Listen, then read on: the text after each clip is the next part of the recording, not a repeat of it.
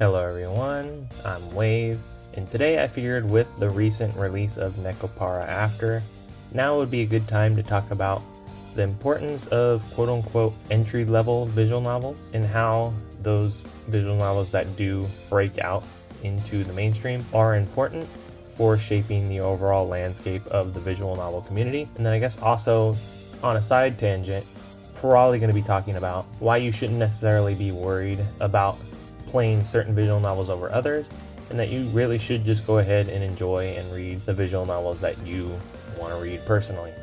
So let's get into it.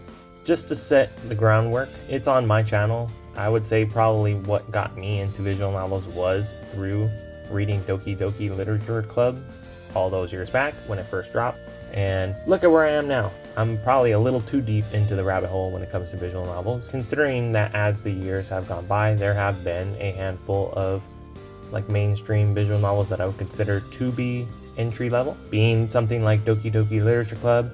We have a somewhat recent one in the way of The Coffin of Andy and Laylee, which is a visual novel that I'll probably want to read at some point. I remember wanting to when it first came out, and then all of a sudden it blew up and I just never got around to it. And then also lastly is probably Nekopara, and as we just got Nekopara After finally, I figured I wanted to talk about it because I really enjoyed reading Nekopara After. If you look at my channel, you might think, oh, I've kind of transitioned over to reading a lot of non-translated visual novels, so maybe I've forgotten my roots, and maybe I haven't been going on to enjoy a lot of smaller scope visual novels. And I think that's actually not the case. That was something that I was kind of worried about to myself as well, because besides reading Cafe Stella, I've been kind of trying to find a reason to go back to some of the games that I have on my Steam account that I just haven't touched yet, and been waiting and waiting. And I knew from the get-go, as soon as Nekopara After dropped, that I absolutely wanted to read it. It's pretty short, maybe 3 hours long, and I had actually saw a couple of people in the Nekopara community kind of being a little bit disappointed at the fact that it was pretty brief. But at the same time, I think when it comes to the scope of Nekopara, story has never really been at the forefront, and it really has just been a chill vibe where you can just boot into the game, read it, and just kind of tune out the rest of the world and just enjoy it for what it is. And I think Nekopara After actually was like a slam dunk in that regard, was as far as just something that just has that feel good vibes, and was something that was fairly brief but fairly enjoyable as a whole. But I figured I wanted to kind of talk about how, as I've been doing YouTube when it comes to visual novel content, I have been probably unconsciously seeing more and more of the community wise when it comes to visual novels, and had noticed that there is probably a small portion of people that gatekeep in some regard. Not to say that I don't think gatekeeping in small doses is a bad thing. I think the Blue Archive community is actually a pretty good example of keeping people out that are unwanted. Blue Archive is a pretty positive community because of the fact that nobody goes in there to kink shame one another, or what has it. Everyone is there just to have a good time. So then whenever they see somebody that is kind of coming into it with a negative intention, they just get booted right back out.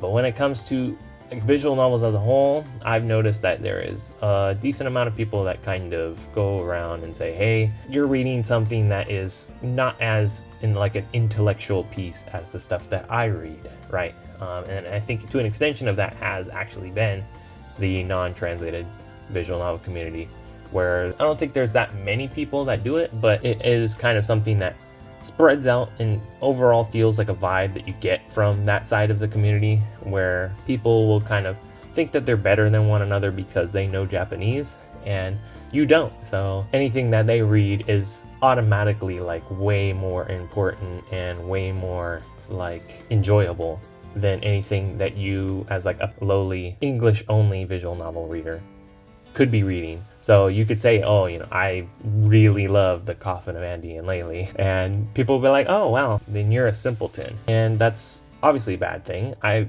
want to say it kind of has a ripple effect across multiple other things with regards to visual novels, whether it be official translations, fan translations, just people getting into visual novels as a whole. And there probably will be maybe a video or two else that I could make on what I would say is part of that like ripple effect.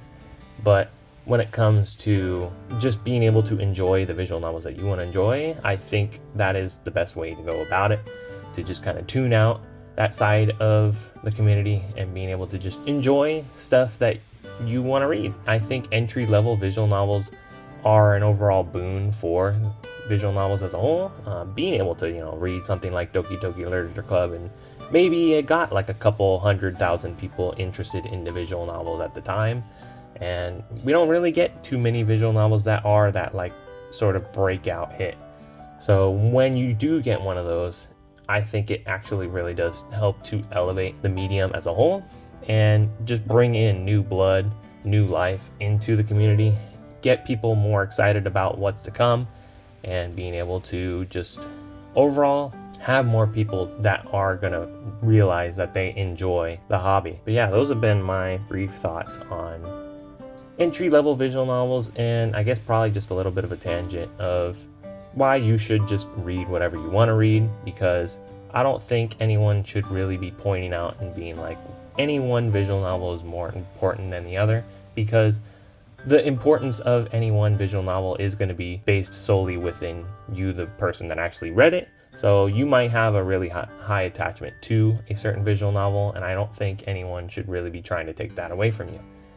But yes, I've been Wave. Thank you guys for watching, and I will see you next time.